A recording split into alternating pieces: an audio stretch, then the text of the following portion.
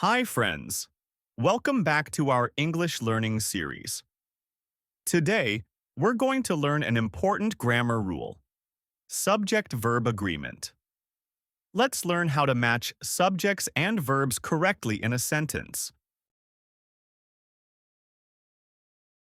Subject-verb. Agreement means the subject and the verb in a sentence must match. If the subject is singular, the verb should also be singular. If the subject is plural, the verb should be plural. Let's see some examples. He plays football.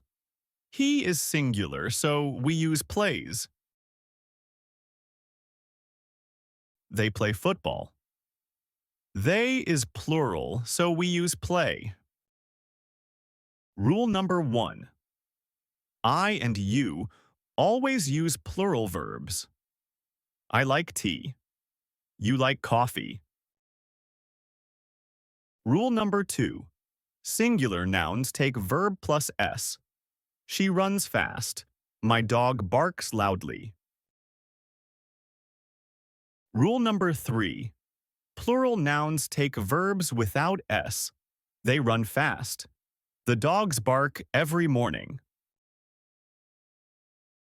Let's look at a common mistake. She go to school. She goes to school.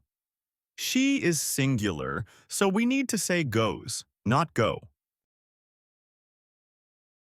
Now a quick quiz for you. Which sentence is correct? A. The boy eat rice. B. The boy eats rice.